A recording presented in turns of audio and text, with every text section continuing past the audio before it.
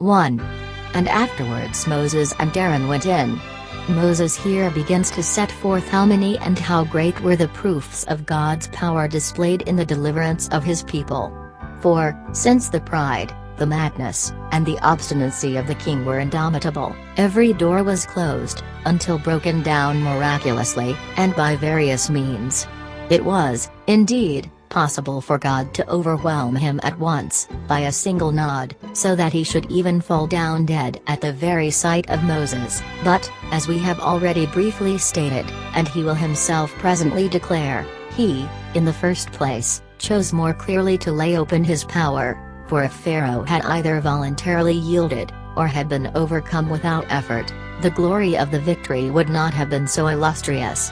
In the second place, he wished this monument to exist of his singular love towards his elect people, for by contending so perseveringly and so forcibly against the obstinacy of this most powerful king, he gave no doubtful proof of his love towards his church.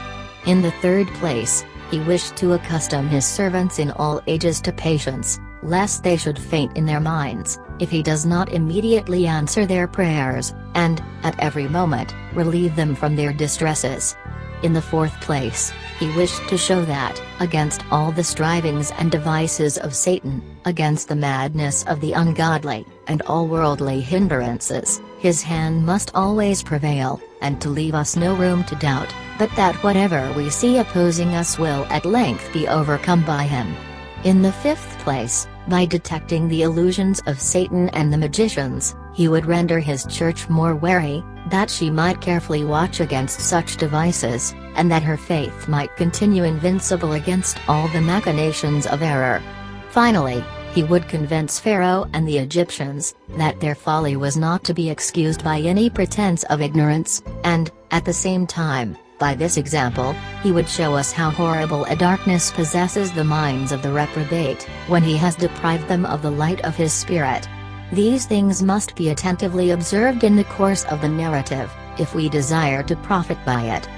Since it is difficult to obtain access to kings, who deign not to admit to their presence any of the lower orders, Moses and Aaron must have been endued with no ordinary confidence, when they boldly approached Pharaoh.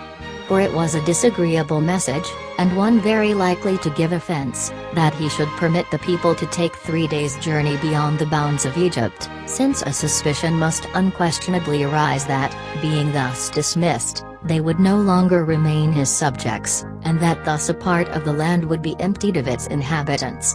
Still Moses and Aaron do not fear to deliver God's command, in which there was this additional annoyance to the proud and sensitive ears of the king, viz., that they attributed the glory of deity to the God of Israel alone, for, by calling him Jehovah, they imply that the gods worshipped in Egypt were false, and invented by the imaginations of man.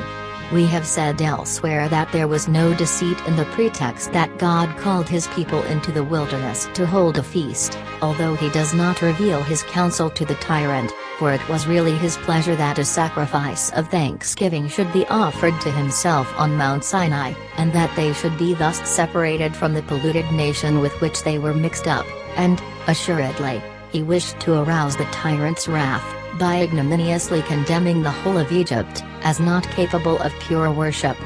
For he was obliged by no law to declare openly their deliverance, but that he might draw forth from the mind of the tyrant the venom of his impiety, he asked for nothing connected with the advantage of his people, but merely demanded the worship which was due to himself.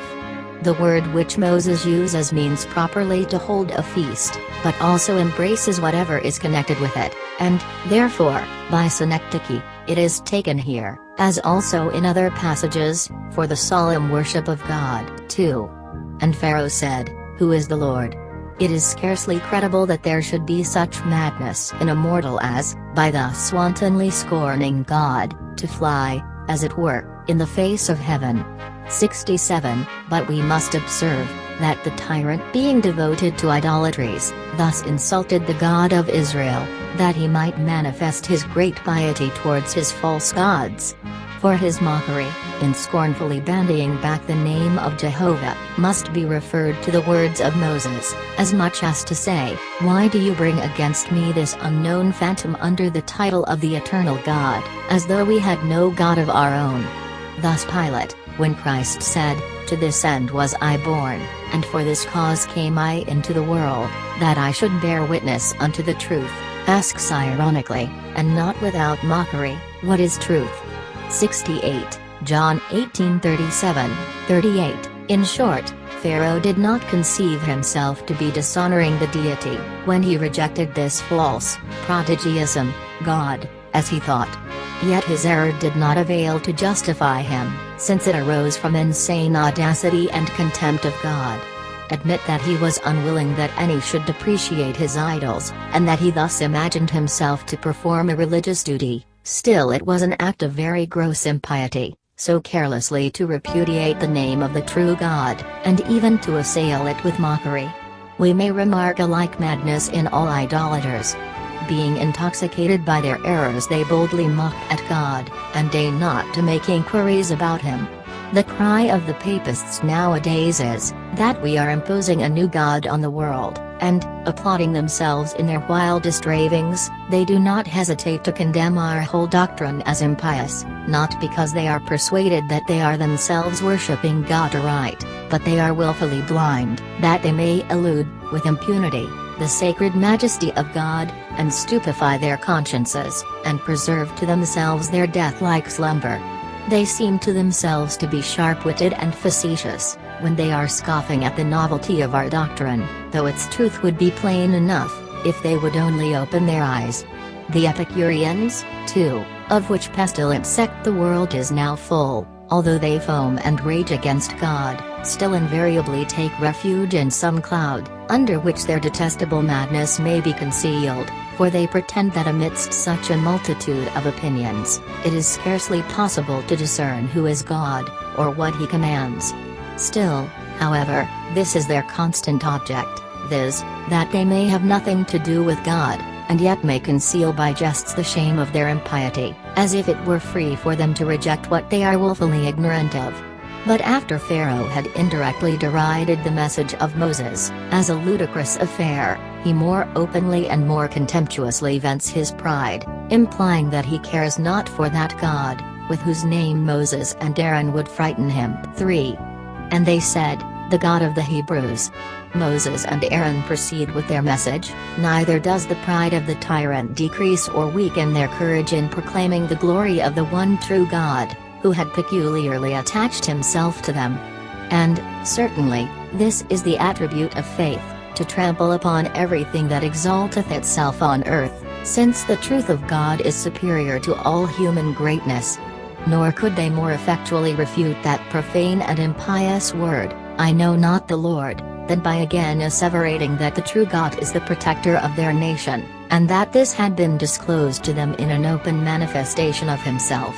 The threatening, which they added, admonishes Pharaoh that his rebellion would not be unpunished, if he kept back the people from the worship of God, for if he would take vengeance on the people which was retained against their will, how could he escape with impunity, who professedly entered into contention with God?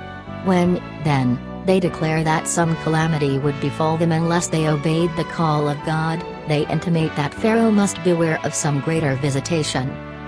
4. And the king of Egypt said unto them. It is surprising that the king, in the excess of his arrogance, did not more cruelly entreat these servants of God, whom he accounted the ringleaders of sedition. But he was undoubtedly restrained by God from proceeding at once to destroy them.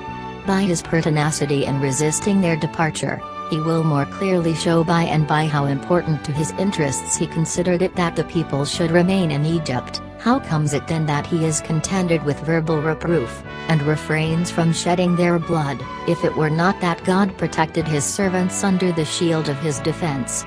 He harshly reproves them, indeed, and condemns them to the same labors, by which the rest of the people were oppressed, but since it is notorious that moderate rigor never satisfies tyrants, we conclude that they were preserved under the guardianship of God, and would otherwise have died 100 times over. But let us learn from his accusation against them, as the promoters of rebellion, to bear patiently, after their example, calumnies and false imputations. Only, in reliance on God's command, let us be fully conscious that we are unjustly accused. The next verse, wherein he says, that the people of the land are now many, is intended to aggravate their guilt, both because they would inflict a deeper injury on the public, than as if they had withheld a few from their work, and also, because, by inflaming a large number of people, they would bring greater danger on the country.